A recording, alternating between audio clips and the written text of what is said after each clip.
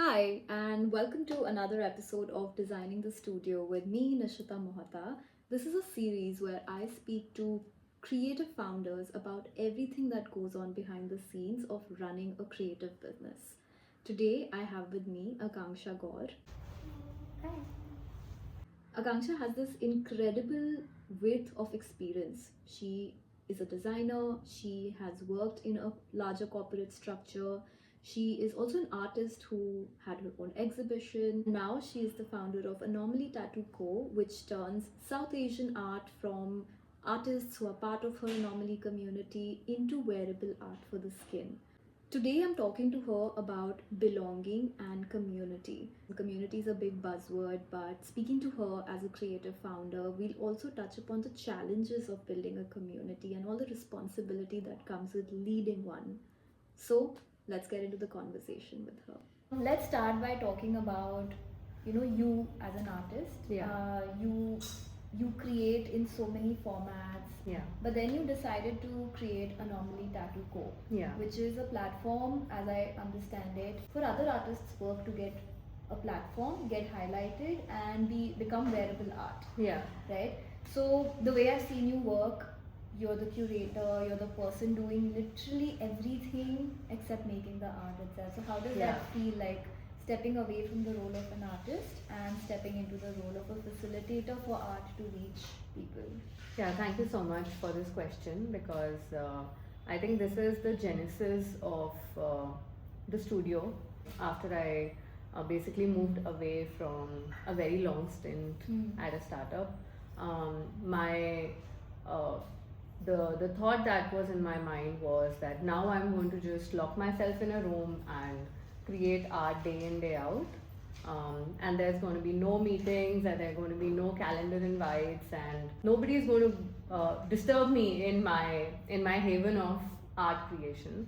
And I did that. I did that for about 8 months, where I worked by myself in a studio, uh, quite solo with my thoughts. And while I was able to create a lot of work, but I did realize that I am not the person who thrives just with my own thoughts. In fact, getting up in the morning and just being with yourself the entire day started sapping my energy, and I thought that I was just spiraling down in a um, spiraling down in a way that it was not getting very productive. That was the genesis of why I thought uh, more about me as a person and in what environments do I thrive in.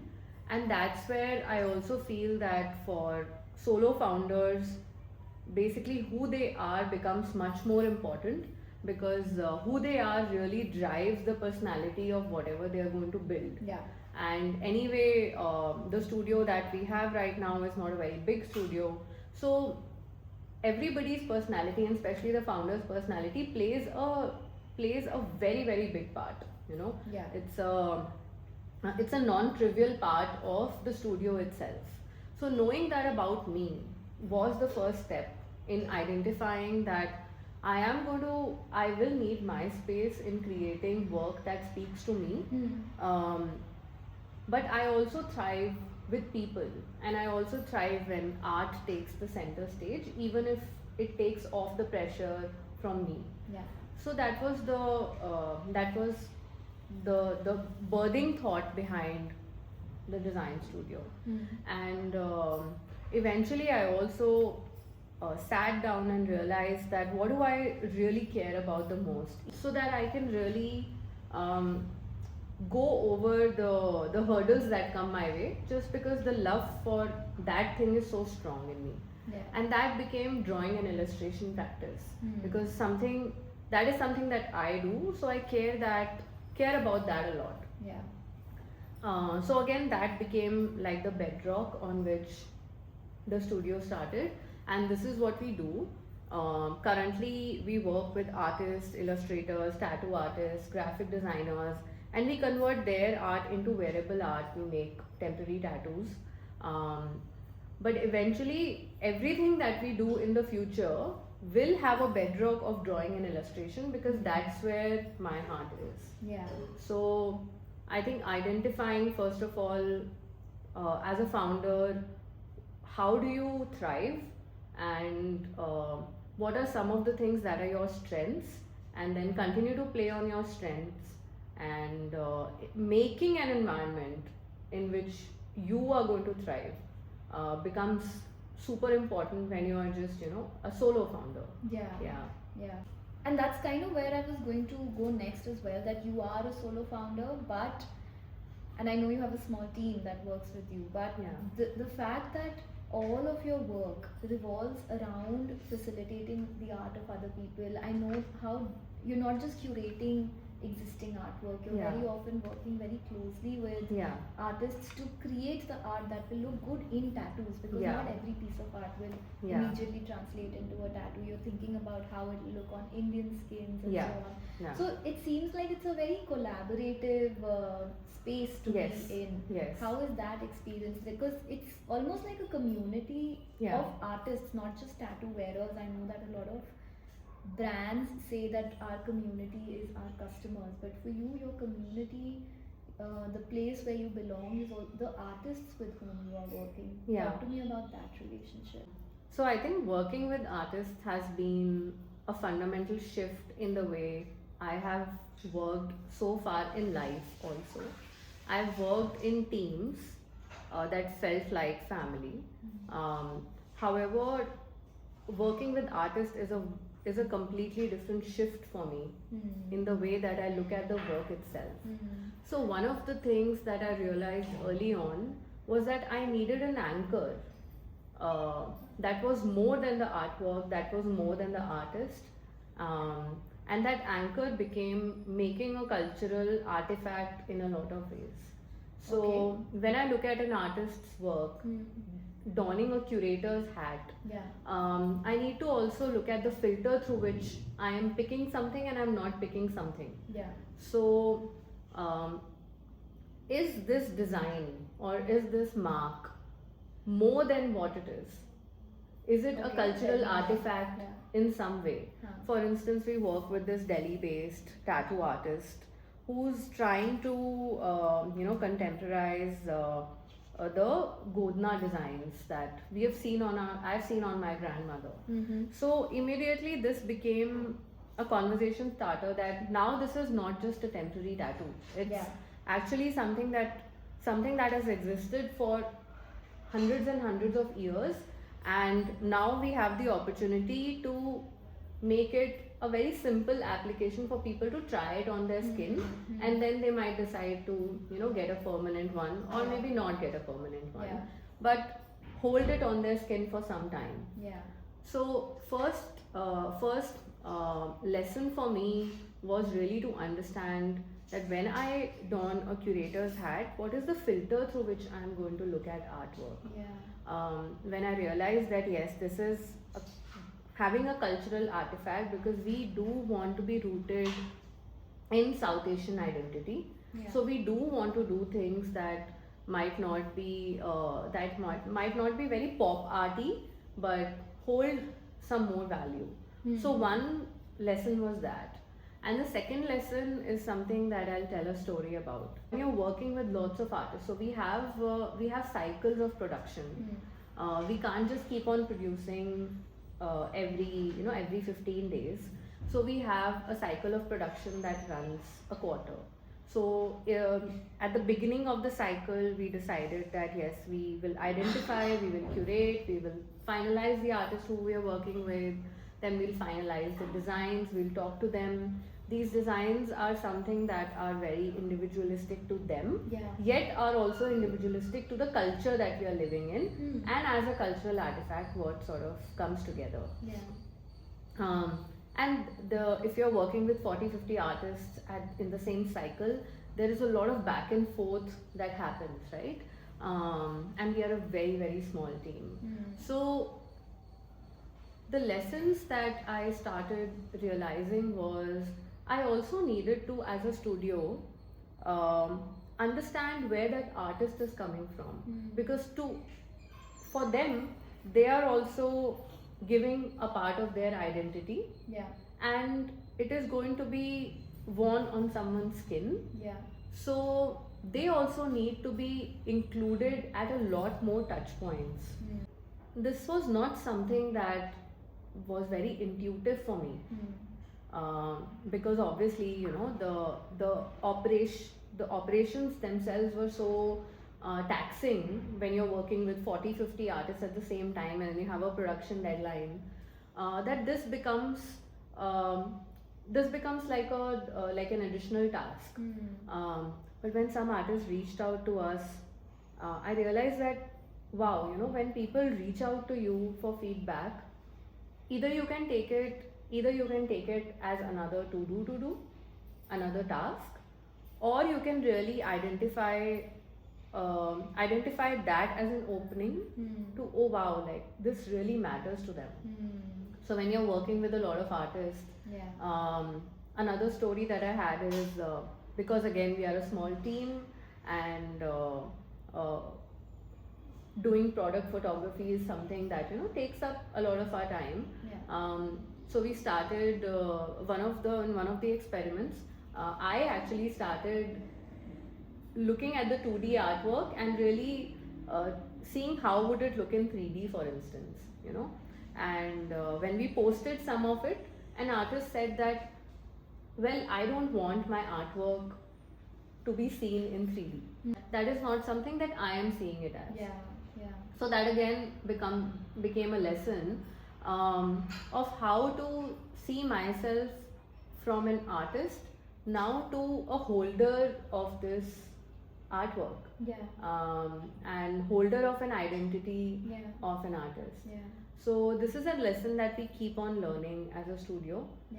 So what I'm hearing is that, you know, when we say community, that we're a community of artists or we're a community of tattoo lovers, it's not just about having a squad of cheerleaders. Very often community is associated with, okay, we have our little community and we will support each other, and we will share each other's work, and we will you know, just kind of be there in a very nice, sweet, supportive way. But being part of a community also comes with the responsibility, and leading a community comes with a lot of responsibility towards the people who are part of your community. So some things that I didn't realize, you know, even when I started this, I did not know, basically, you know, these are unknowns that keep on coming to you when you start something new. You basically, it's impossible to know everything that's going to come your way. So I think that mental model of how are you going to react to criticism and feedback became this number one lesson for me, that the way that I react to this is the way that the team will react to it. You know. And so you know, just be understanding that it's a responsibility, and how do you lead with that responsibility. This thing might be something really small, it's a temporary tattoo, but tomorrow when we do bigger things, I'm hoping that, you know, this is the lesson that we'll continue to take when we work with other people's artworks.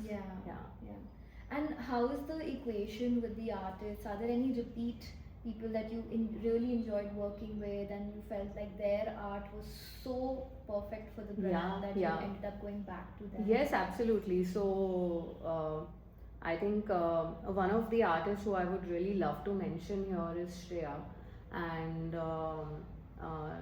she's based out of Delhi, and she's just a powerhouse of positivity, you know. And she's one person who I, even though I really connect to her on a very founder to founder level, because she also runs a studio, and I think there have been times when we have discussed artist relations with each other, like in the sense that how do we do it better. If there were some artists who were not really happy with the way, let's say, maybe something was the way that it was written about their artwork, I've actually just, you know, called her, or she has called me, and I feel that that was a time when I truly understood the meaning of community. Community is a word that's thrown around very easily. Yeah. But when people really come together to see you successful in some way, or protect you when they think that you're falling. So I think this is something that in 2026 I'd also like to build upon more cohesively on how do I actually carve out time to build these relationships that go beyond keeping someone's work as a tattoo. Yeah. But that is super important, and that's where community really kicks in. That then it becomes like 100 people want to see you succeed, rather than 3 people who are working day in day your out. team. Yeah. Directly in your team. Yeah. So that becomes a team. Yeah. And so in order to do that, again, we did something this time, that we end up going to a lot of events. So this year, as the events kicked in, we actually shared our event calendar with all our artists, and we said that we are going to be taking your tattoos to all of these places. Yeah. And if you have any other event that we can go to, please let us know. And we got a lot of different events as suggestions from artists themselves, that hey, I'd like to see my tattoo at this event, or I'd like to see my tattoo at that event. Yeah. So I think this is the ops. This is like the you might say it's the non-sexy part of running the studio. Yeah. But I feel that this is it, like communication. Yeah. Again, like a very simple word. Yeah. But we are still learning how to do that. Yeah. And there's so much, still so much to do at our end. Yeah. Some of it is just some of it would be solved by technology, but most of it is sort of solved by intention. So I'm trying to just have that intention in place. Yeah, I can almost see this as a parallel to a publishing house. Yeah. A publishing house which has lots of authors. Yeah. And not every author, gets to hear about what's happening with their book. Yeah. Have there been sales? Have there not been sales? So it's almost like you create something, you hand it over, and then you kind of have to hope that you hear back from them. Yeah. So I'm imagining that if like big publishing houses find it hard, then for a small team like yours, it is very hard. While it may seem very, ideas are aplenty. Yeah. You can do this, you can do this, you can do Yeah, this. But yeah. for a team to execute that, Yes. community building doesn't become just one tick mark. Yes. It becomes the foundation of everything that you do. And that's why I said that sometimes we're just limited by technology. Yeah. So, for instance, we would, something as simple as, let's say, how are you doing as an artist, right? We are not Amazon. So, on Shopify, where we are listed, there are certain reports that just don't get generated. So, then everything has to be done manually. And given like the event season and everything, it becomes extremely hard to get that done. So now again, like I'm hoping that in 2026 we will have solved some of the technology challenges. And my wish would be for all the artists to know at all times how they're doing, have communication, and really behave like this, and know for sure that we win when they win. Yeah. So that's the level where I'm really trying, and it's like a cloudy problem. It's such a vague thing. So at one level, it can be broken down into very tactical things, right? If a very operations-oriented person was to come in, they would say, artist's journey with Anomaly, 1, 2, 3, 4, 5, 6, 7 touch points. Every touch point has these action. But it's not just that. I know that when you, as Aakanksha, as Anomaly, when you think of artist relationships, it's working in a slightly different non-operational way as well. You're thinking of like how do people belong, like that sense of belonging. I know like all the artwork looks so different from each other, right? Yeah. Like I'm just gonna see if these Yeah. two can be compared on screen in case it's visible. Like how different do they look? But they're part of the anomaly Yeah. set of designs. And what is your filter? What is the filter of cultural artifact which is bringing such diverse designs together and such diverse artists together so that they can belong in anomaly? So I think again this is a lesson. We're a very young studio, so this is a lesson that we also learned recently about who our audience is, who wants to consume this. So a lot of it sort of comes through that as well. We have kids as a big audience, and then we have teens as another audience, and the rest is all expressive adults.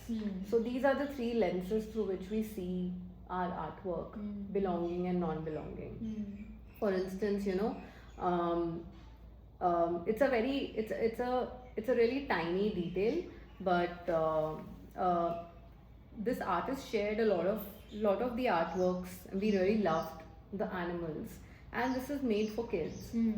But we also understood that we are all city kids in some way, and we wanted to put in nature into the mix. So we picked a pigeon. We actually picked a pigeon because pigeons are the most predominant birds that you see in cities. Yeah.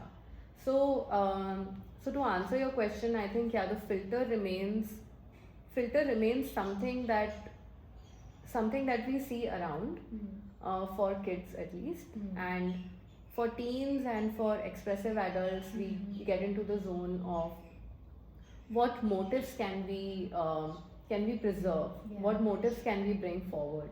So these are three different lenses through which we see all the artworks when we pick an artwork.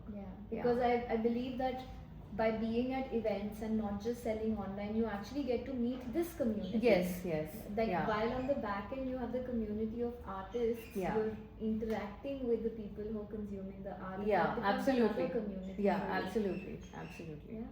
So one question is, I don't know if you've thought about it yet, but I was saying that community building can be very operational. But at a more feeling level, at a level of like people to people connection, what do you want for the anomaly community? So what I want eventually is that we operate like a collective. We want to elevate the South Asian illustration and drawing game together. That's the fundamental wish for me. This is just one way of doing it.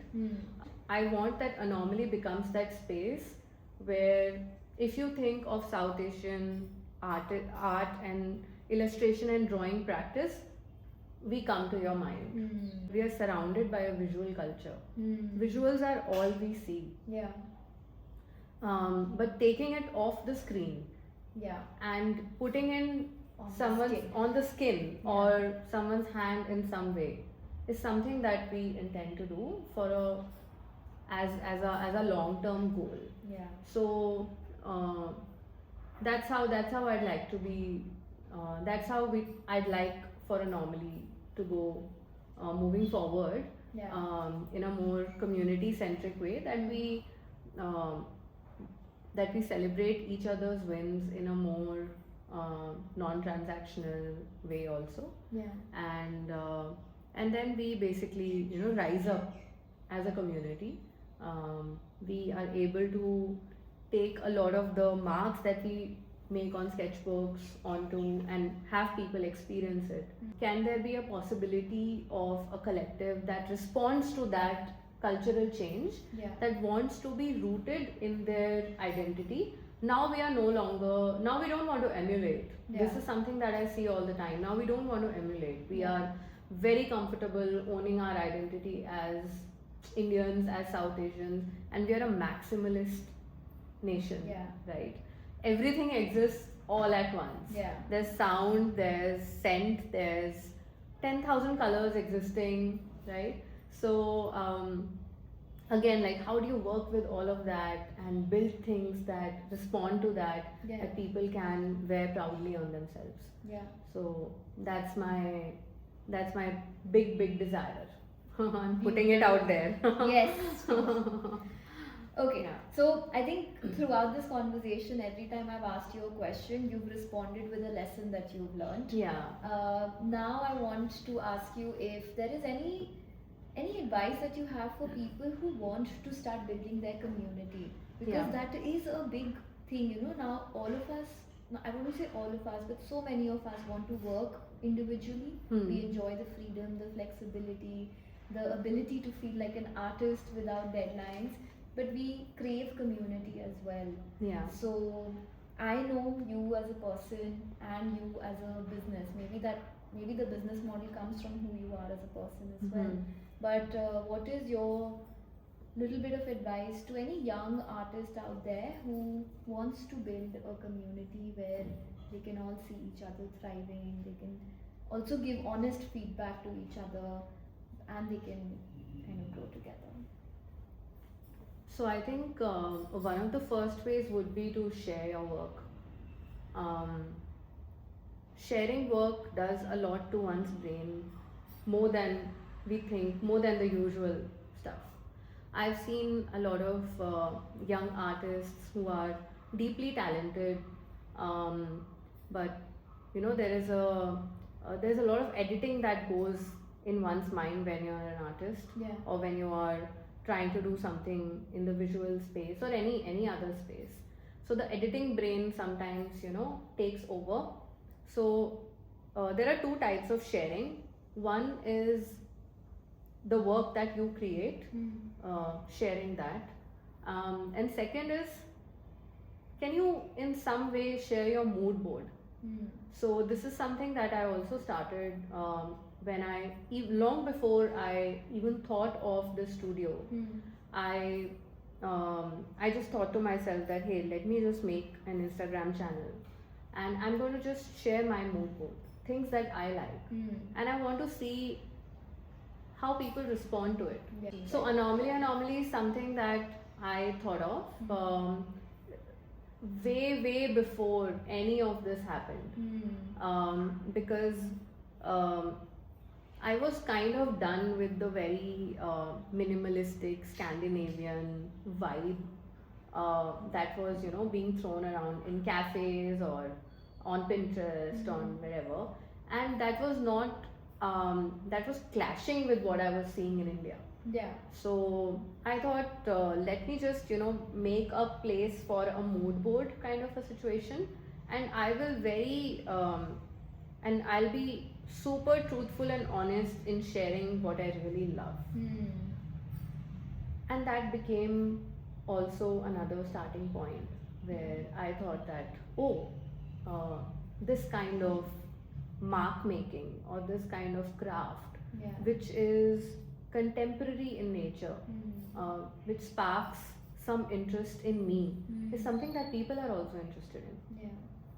So if these are some of the really quick experiments that you can run, right? Also really genuinely passing feedback to people, genuinely sharing people's work, nowadays is so rare that people do become your community. If you are good to people online, that also has become a little bit rare. And to see their work, maybe to just quickly draft a message that, hey, I really like this part about the work that you're producing now. Yeah. And going more than a heart, Yeah. right? Like, so And something which is not AI generated. I Yeah. see so many of those comments on LinkedIn, just long paragraphs of text. But genuinely, if you want to write something and express what you like, we often feel shy. Yeah. That what if I tell them I like their work? Yeah. What will they think of me? You Yeah. know? So They'll think you're a really nice person. Yeah, that's what they're going to think. Yeah. So that's again been my lesson, something that I can tell you what worked for me. Yeah. Of really I think if you if you do something and you want to sort of move really fast, then that's one of the, I think one of the quotes also. If you want to move fast, then you go alone. But if you want to go far, then you go together. Yeah. So I think it works for personalities. Yeah. Everybody is different. Yeah. I would like to go far, and I would like to go together.